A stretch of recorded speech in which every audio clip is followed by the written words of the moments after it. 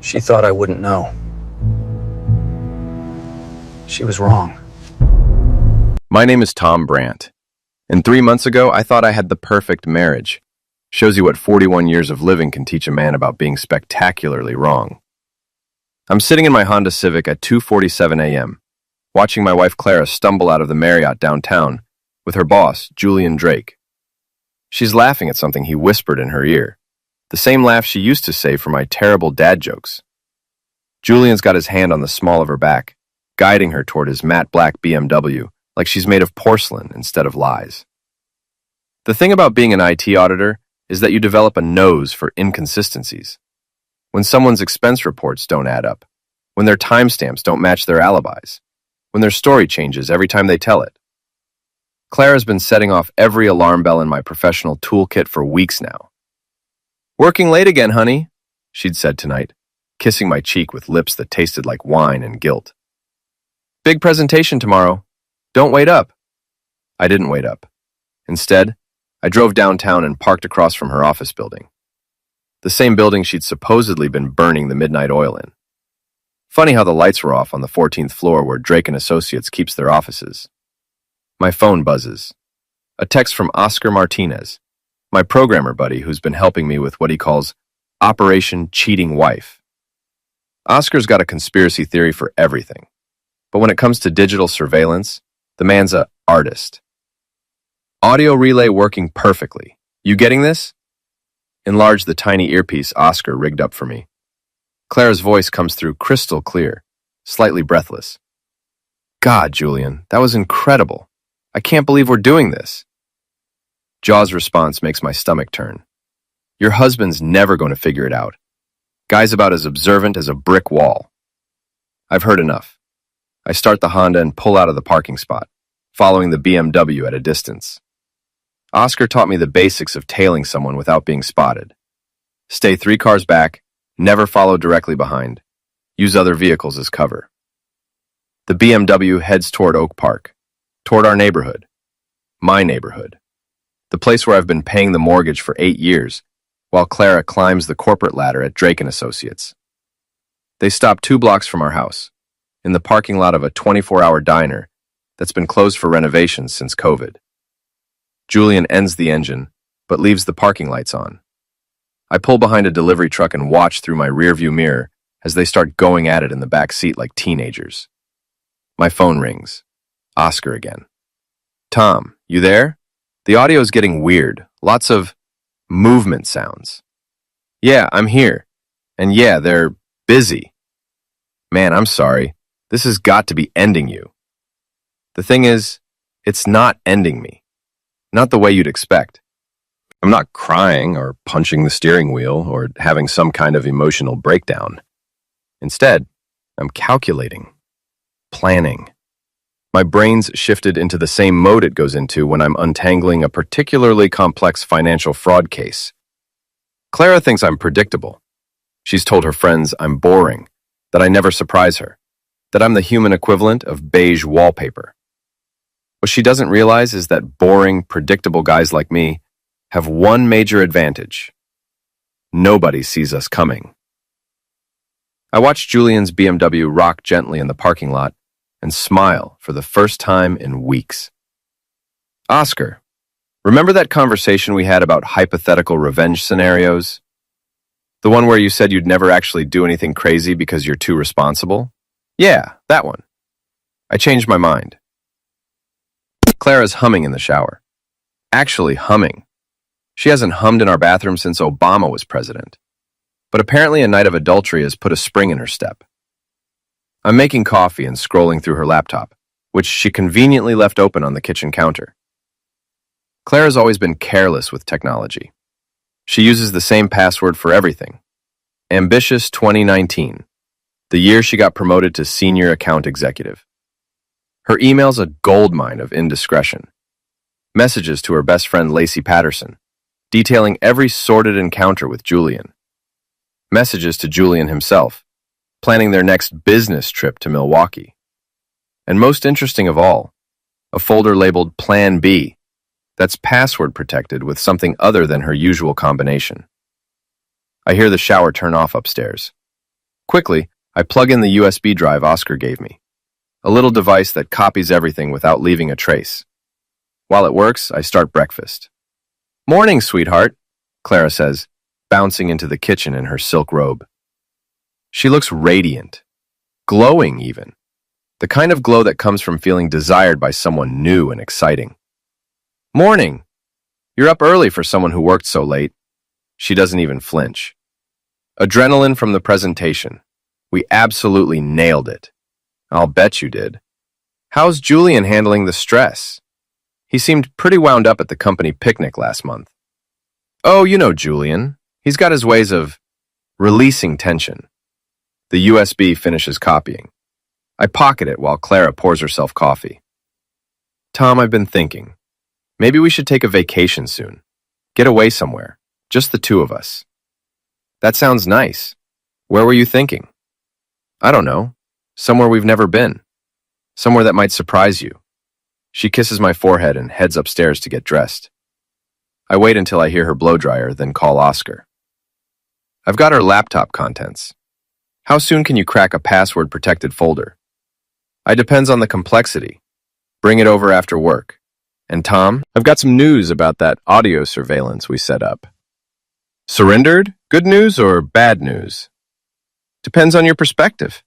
I recorded their entire conversation from last night, including the part where they discuss how they're going to handle things if you ever get suspicious." My coffee suddenly tastes bitter. "What kind of handling?" "Let's just say your wife's got some creative ideas about gaslighting. She's planning to make you think you're paranoid, maybe even suggest couples therapy to work through your trust issues." Clara comes back downstairs, dressed in like the restaurant with one things like that. My laters, Clara comes bout downstairs, just in like the wife of Ella Dinches. My joy the time life so farther if you make. I thought me the chief things Claire for coffee.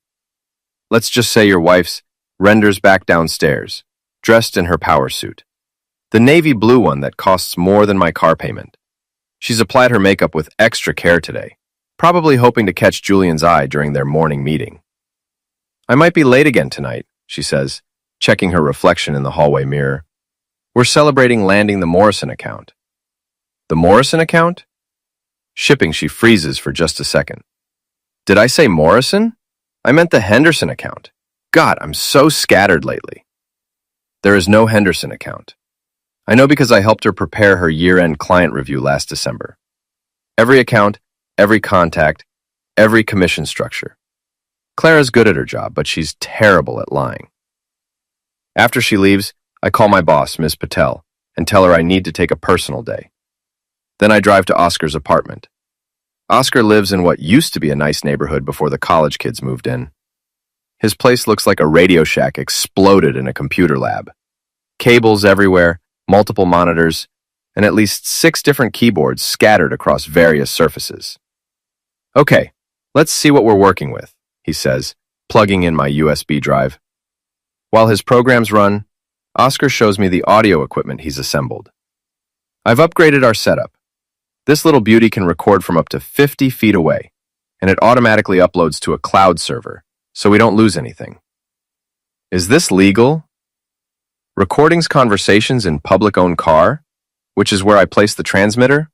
Also legal. Recording conversations between your wife and her boss when they're discussing your marriage? Morally justified, legally gray, technically brilliant. His computer chimes. Got it. The Plan B folder. What we find makes my blood run cold. It's not just evidence of the affair. It's a comprehensive plan for destroying my reputation. Screenshots of fake dating profiles created in my name. Doctored photos that make it look like I'm the one cheating. Email drafts to my employer suggesting I've been embezzling client funds. Jesus, Tom. She's not just cheating on you. She's planning to frame you. I sit back in Oscar's gaming chair, trying to process what I'm seeing. Why would she go this far? Look at the file dates. She started building this stuff right after you got that promotion last year. The one that came with the salary bump. Be good money, but I make better money. In a divorce, she'd owe me alimony. But if I'm the cheating, embezzling husband, she keeps everything. She's not just having an affair. I realize. She's planning to destroy my life. Oscar nods grimly. The question is, what are you going to do about it? I look at the evidence spread across his monitors. Photos, audio files, financial records, fake profiles. Everything I need to prove Clara's deception. Everything I need to protect myself. And everything I need to make sure she regrets underestimating the boring, predictable husband. I'm going to audit her life, I say. And when I'm done, she's going to wish she'd never learned my name. 3 days later, I'm in my car again, sitting in my car outside Drake & Associates, watching Clara and Julian through the floor-to-ceiling windows of their 14th floor conference room. They're presenting to what looks like the entire company, probably the fake Henderson account presentation Clara mentioned. My phone buzzes with a text from Oscar. Ready when you are. You sure about this? Clara thinks she's been so clever, building her case against me while carrying on her affair right under my nose. What she doesn't know is that boring, methodical auditors are very good at building cases of our own. Do it, I text back. At exactly 2:30 p.m., during what appears to be Julian's portion of the presentation, every screen in the Drake & Associates conference room goes black. Then, Clara's voice fills the room, crystal clear through the building's sound system. God, Lacey, you should see him in bed. Julian's got this thing he does with his tongue that makes me forget my own name. And the best part? My boring husband has no clue. Tom's so predictable, so focused on his little spreadsheets and audit reports. He couldn't spot an affair if I brought Julian home for dinner. Erupts in conference room, erupts in chaos. I can see people pointing at Clara, who's gone white as paper. Julian's frantically trying to reach the AV controls, but Oscar's locked him out of the system. Lacey's voice joins the conversation. What if he finds out? And if he does, I've got a backup plan. I've been documenting some irregularities in his work. Financial stuff. If Tom ever tries to divorce me, I'll make sure he loses everything. His job, his reputation, his precious moral high ground. By the time I'm done with him, he'll be lucky to get a job managing a McDonald's. The audio cuts to a different conversation. Clara and Julian in his car. Recorded just 2 nights ago. Julian, your husband called my office today, asking about the Henderson account. There is no Henderson account, you idiot. I told you we needed to keep our stories straight. Relax. Guy's dumber than a box of rocks. He bought the whole working late routine completely. Clara, still, we need to be more careful. I'm not ready to pull the trigger on destroying him yet. I want to make sure I have everything I need first. The screens flicker back to life, showing a slideshow Oscar prepared. Photos of Clara and Julian at restaurants, hotels, and in the back seat of his BMW. Screenshots of the Plan B folder, including the fake dating profiles and forged financial documents. Email chains between Clara and Lacey, discussing their scheme. The conference room has gone completely silent. Clara's boss, Margaret Hendricks, is staring at the screens with an expression that could melt steel. Julian looks like he's about to vomit. My phone rings. It's Clara. Tom? Tom, where are you? Something terrible is happening at work. Someone's hacked our system, and they're showing fake videos of me and... They're not fake, Clara. Silence. Tom? I know about Julian. I know about the affair, the fake accounts you created in my name, the plan to frame me for embezzlement. I know everything. I don't know what you're talking about. Someone's obviously doctored these files to... Clara, I recorded you. For weeks. Every conversation, every lie, every time you laughed about how stupid your boring husband is. Through the conference room windows, I watch her sink into a chair. Several of her colleagues are already filing out of the room, shaking their heads in disgust. Where are you? She whispers. I'm watching you. Wave hello. Springfield. She looks around frantically, then spots me in the parking lot. Even from 14 floors up, I can see the moment she realizes how thoroughly she's been outplayed. Tom, please. We need to talk. I can explain everything. No need. I think your explanation was pretty clear in the recordings, especially the part where you called me dumber than a box of rocks. Margaret Hendricks has approached Clara and Julian. She's speaking animatedly, pointing at the screens, then at the door. Security guards appear. Tom, they're firing me. They're firing both of us. You've destroyed my career over a stupid misunderstanding. It wasn't a misunderstanding, Clara. It was an audit, and you failed. Hang up and drive home.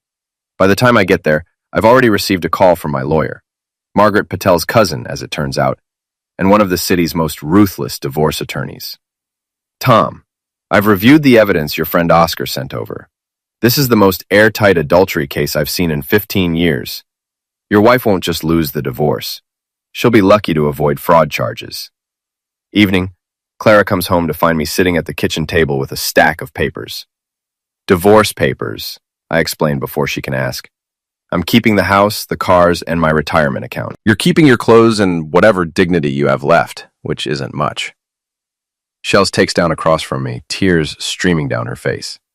Tom, please, I made a mistake. We can work through this. A mistake is forgetting to pick up milk. What you did was plan to destroy my life while screwing your boss. There's a difference. Tom, I never meant for it to go that far.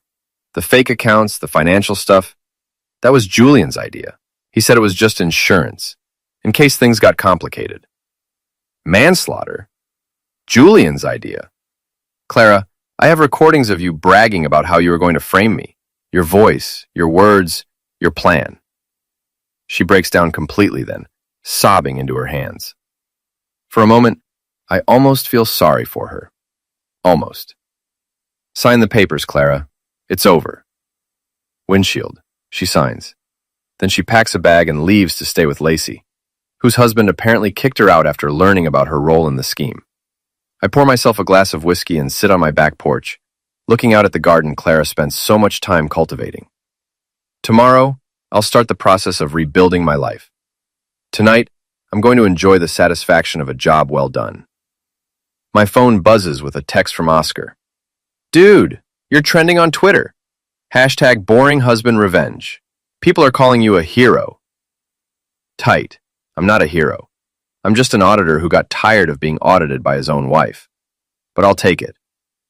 2 weeks after Clara moved out, I'm starting to understand that revenge is like a controlled demolition. Sometimes you take out more than just your target building. I'm at Murphy's Pub, the same place where my friend group has met every Thursday for the past 5 years. Tonight, the table feels different. Colder. Marcus Webb and Jennifer Liu are sitting on the opposite side, whispering to each other and shooting glances in my direction. So, Marcus says finally, setting down his beer with more force than necessary. We saw the news coverage. What news coverage? Jennifer pulls out her phone. Channel 7 did a segment on workplace affairs. They used your situation as a case study. Claire and Julian's names were mentioned. I hadn't seen it. Honestly, I've been trying to avoid the media attention that Oscar's viral revenge had generated. Apparently, someone had leaked the conference room footage to social media, and it had exploded across platforms. Tom, Jennifer continues, Clara called me yesterday. She's staying in a motel. She lost her job. Her apartment application was rejected because of the publicity, and she's having panic attack. I'm sorry to hear that. Are you? Because you don't sound sorry. You sound satisfied. Misogyn leans forward. Dude, we get that you were angry. What she did was wrong. But did you have to destroy her completely? The whole public humiliation thing seems excessive. Sip of my whiskey and consider my response carefully. These are people I've known for years. Marcus was my best man at the wedding. Jennifer helped Clara plan her birthday parties. Did you know about the affair?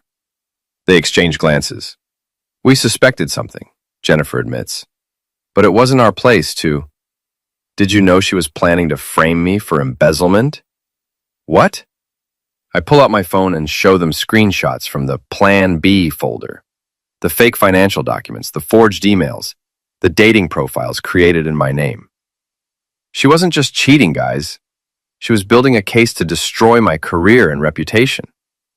If I hadn't discovered the affair when I did, I'd probably be under investigation right now.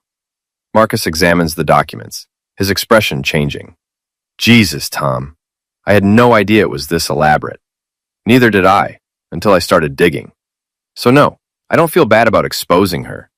She made her choices. Jennifer's not convinced. But the public humiliation? Having it broadcast to her entire office? That's cruel, Tom. That's not the person we know. The person you knew was married to someone who respected him. I'm not that person anymore. The conversation continues for another hour, but the damage is done. I can see it in their faces. They think I've gone too far. They're uncomfortable with the methodical way I dismantled Clara's life, even though they now understand why I did it. When I get home, there's a message on my voicemail from David Park, another friend from our group. Tom, hey, it's Dave. Listen, Sarah and I have been talking, and we think it might be better if you skip game night this weekend. Things are still pretty raw, and Clara's been reaching out to people, trying to get support. We don't want to put anyone in an awkward position. Maybe give it a few weeks. Let things cool down. I delete the message and pour another whiskey. My phone buzzes with a text from Oscar. Saw the Channel 7 thing. You okay? Fine. Just learning who my real friends are. That sucks, man. But honestly, if they can't see that she was planning to destroy you, maybe they weren't real friends to begin with. He's probably right, but it still stings. I'd expected to lose Clara. I hadn't expected to lose everyone else, too. The next morning, I'm at my office when Miss Patel stops by my desk. Tom, I need to speak with you privately.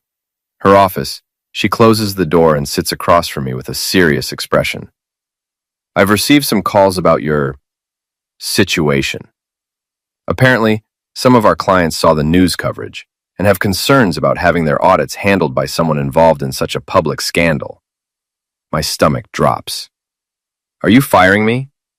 No, but I am reassigning you to internal audits only, at least until this blows over. No client-facing work for the next few months. It's not termination, but it's a significant step backward in my career. The kind of setback that takes years to recover from, I understand. It doesn't matter. Between you and me, what your wife did was inexcusable. But the way you handled it, it's raised some questions about your judgment, about your ability to handle sensitive information appropriately. After she dismisses me, I sit in my car in the parking garage and call my lawyer. Margaret, it's Tom Brandt. I need to know, is there any way Clara can use this media attention against me in the divorce proceedings? It's possible. If she can argue that you intentionally caused her emotional distress or damaged her reputation beyond what was necessary to protect yourself, she might have a case for increased alimony. Even though she was planning to frame me? Tom, family court judges don't like public humiliation tactics, even when they're justified. You had enough evidence to win the divorce quietly. The viral video aspect makes you look vindictive. I hang up and sit in the silence of the parking garage, realizing that my perfectly executed revenge might have been too perfect, too public, too devastating. Clara lost her job, her reputation, and her future. But I'm losing my friends, my career prospects, and potentially my advantage in the divorce. Maybe boring, predictable guys should stick to being boring and predictable. But it's too late for that now. 6 weeks after the conference room incident, I'm sitting across from Clara in a downtown coffee shop. She looks terrible, thinner, hollow-eyed, wearing clothes that have seen better days. The confident, ambitious woman I married has been replaced by someone who flinches when strangers look at her too long. Thank you for meeting me, she says quietly. Margaret thought it might help with the settlement negotiations. Clara nods and wraps her hands around her coffee cup, like it's the only warm thing in her world. Tom, I need you to know how sorry I am. Not just about the affair, but about everything. The fake accounts, the plan to frame you. I was so scared of losing everything that I convinced myself you were the enemy. I was never your enemy, Clara. I was just your husband. I know that now.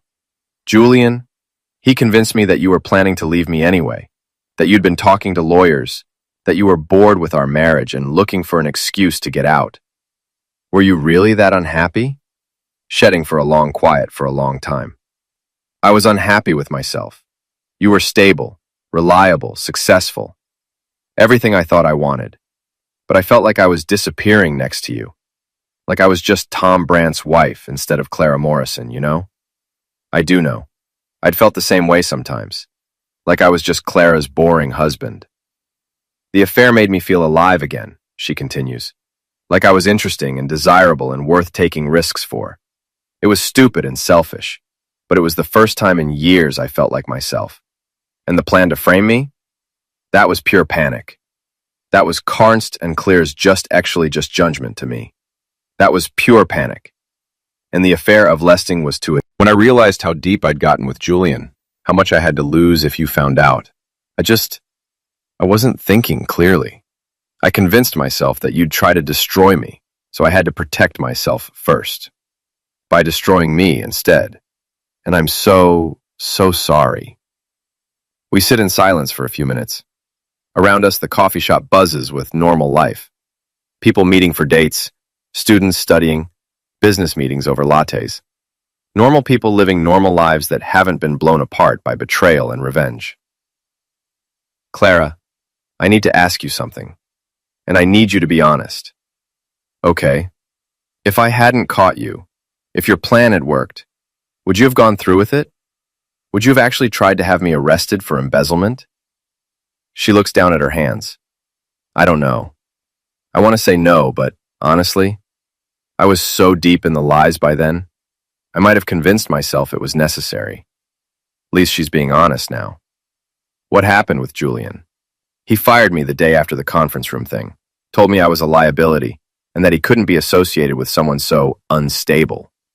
Then, he had his lawyer send me a cease and desist letter, threatening to sue me if I ever contact him again.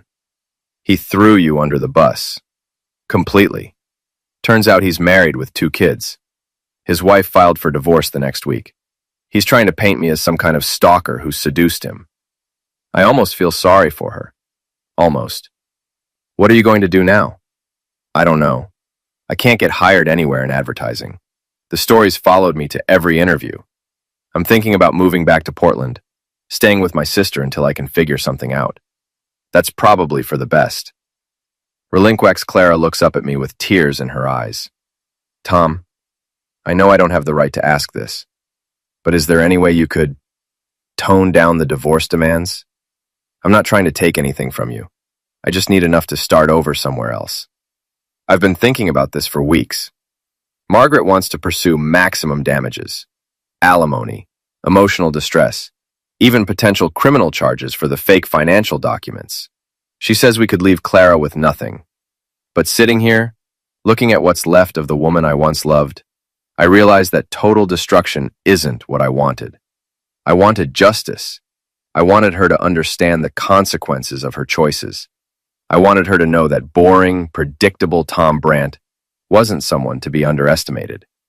Mission accomplished. I'll talk to Margaret about a more reasonable settlement, I say finally.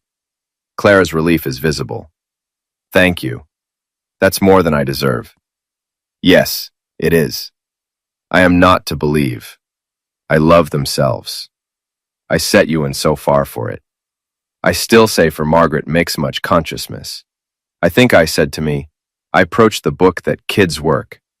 I think I really help you to this new. I love them. I told you until it spected with me.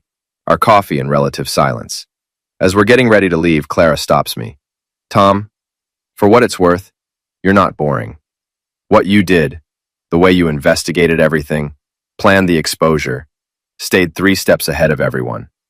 That was brilliant. Terrifying, but brilliant. Amberg, called I Used to Learn from the Best. You taught me how to be ruthless. I guess I did. Outside the coffee shop, we go our separate ways. Clara to her motel room and uncertain future. Me to my empty house and the life I'm still trying to figure out how to rebuild. That night, I call Oscar. How'd it go with Clara? Better than expected. I think we can settle this without destroying her completely. You going soft on me, Tom? No. Just realizing that revenge is like auditing. You need to know when you've found enough evidence to prove your case. After that, you're just being cruel. Deep thoughts from the suburban revenge king. Shup, Oscar. But I'm smiling as I say it. For the first time in months, I'm actually smiling. 3 months later, I'm standing in the empty living room of what used to be our house. The moving truck left an hour ago, taking the last of my belongings to the downtown condo I bought with my share of the divorce settlement. Clara kept her word about not fighting the divorce terms. We split the assets fairly. She got enough to start over. I got enough to build something new. No alimony, no ongoing entanglements, no reason to ever see each other again. My phone buzzes with a text from an unknown number. Tom, it's Clara. I'm at the airport heading to Portland. I wanted to thank you again for being more generous than I deserved. I hope you find happiness. I delete the message without responding. We've said everything we need to say to each other. Oscar appears in the doorway with a bottle of champagne and 2 glasses. Thought you might want to toast the end of an era. Restoring? Are we celebrating or mourning? Both. That's what makes it interesting. We sit on the floor of the empty living room, drinking champagne and looking out at the garden Clara spent so much time on. It's overgrown now, neglected during the months of legal proceedings and media attention. Any regrets? Oscar asks. I consider the question seriously. Do I regret discovering the affair? No. Do I regret exposing Clara's plan to frame me? Definitely not. Do I regret the public nature of her humiliation, the viral videos, the media attention that cost us both so much? Some, I admit. I could have handled it more quietly, achieved the same result without destroying her career. But would it have felt as satisfying? Probably not. And that's the problem, isn't it? The satisfaction was intoxicating. Once I started dismantling her life, it felt so good to be in control for once that I didn't want to stop. You did stop, though. You could have pressed criminal charges, gone after Julian's job, made sure Clara never worked again. You showed restraint, relinquent. Eventually. My phone rings. It's Jennifer Liu, my former friend from the Thursday night group. Tom? I hope it's okay that I'm calling. It's fine, Jennifer. What's up? I wanted to apologize. Marcus and I have been talking, and we realized we judged you too harshly. We didn't understand how bad things really were until David showed us some articles about financial fraud and divorces. What Clara was planning to do to you. That's serious stuff. It is. We were so focused on feeling sorry for her that we didn't think about what you were going through. That wasn't fair. It's a nice gesture, but too little, too late. The damage to those friendships has been done. I appreciate you calling, Jennifer. I really do. Maybe we could get coffee sometime. Start over? Maybe. I'll think about it. Reluctantly, after I hang up, Oscar refills our glasses. You're not going to call her back, are you? Probably not. Some bridges, once you burn them, should stay burned. Fair enough. So what's next for the infamous Tom Brandt? I look around the empty house one more time. 8 years of marriage, reduced to echoes and dust particles in afternoon sunlight. I'm thinking about a career change. Maybe private investigation. Turns out I'm good at uncovering people's secrets. Corporate espionage? I like it. We could be partners. Martinez and Brandt Investigations. Brandt and Martinez. Alphabetical order. Deal. We finish the champagne as the sun sets through the bare windows. Tomorrow, I'll start my new life in my new place with my new understanding of what I'm capable of when pushed too far. Clara was wrong about one thing. I'm not predictable anymore. The boring husband died in that conference room 6 months ago, along with the marriage and the life we'd built together. What emerged from the wreckage is someone harder, smarter, and infinitely more dangerous to people who mistake kindness for weakness. I'm not sure if that's a good thing or a bad thing, but it's definitely not boring. As we lock up the house for the last time, Oscar claps me on the shoulder. You know what the best part of all this is? What's that? Clara spent months planning to destroy your life, and in the end, all she did was teach you how to destroy hers. That's got to be the most ironic outcome in the history of marital warfare. He's right. In trying to eliminate the threat she thought I posed, Clara created the very enemy she'd feared. She turned her boring, predictable husband into someone capable of systematic, calculated revenge. The student became the teacher. The audited became the auditor. And the marriage that was supposed to last forever became a masterclass in why you should never underestimate the person who knows all your passwords. I get in my car and drive toward downtown, toward my new condo and my new life. In the rearview mirror, the house where Tom and Clara Brandt used to live grows smaller until it disappears completely. Some stories end with redemption. Some end with forgiveness. Some end with people learning to love again. This one ends with a middle-aged IT auditor who discovered that the most dangerous person in any room is the one everyone thinks is harmless. Clara learned that lesson the hard way. I hope she never forgets it.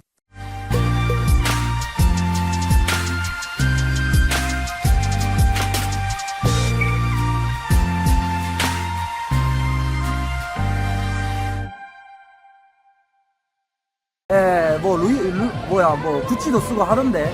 예.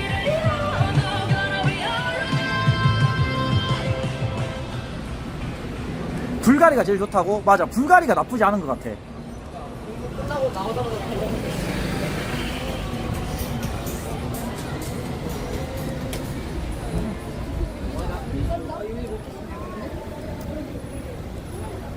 이제 좀 앉아 있을게요. 앉아가지고 조금만 얘기하다가 넘어가자. 딱 넘어갈 시간 이제 슬슬 됐거든. 오늘 그래도 낮에 잠이 빨리 오는 거야.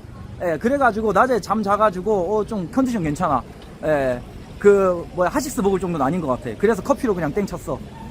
샤넬 코코드 마화제. 보면 넘버 5가 제일 인기 많지 않나요? 예, 항상 보면은 광고도 넘버 5만 하던데.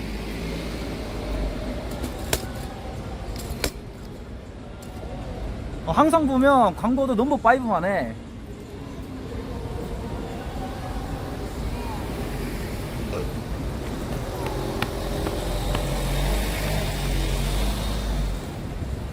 좀 얘기하다가 가보도록 합시다. 예, 이제 시간이 거의 다 돼가지고 여명 먹고 가야 되는 거 아니냐고요? 아 맞다. 혹시 모르니까 예, 가스 박명수 하나 먹자고. 혹시 모르니까 가면은 그 상쾌한 하나 사달라고 하자. 상쾌한 하나 사달라고 하자. 가기 전에 화장실 한번 들려야 될 것 같은데. 화장실 한번 들르자. 그러니까 가서 이제 상쾌한 하나 사달라고 하자. 이따 이죽될 건데 표정 관리 잘해라. 자꾸 왜 이죽되려고만 해 채팅으로.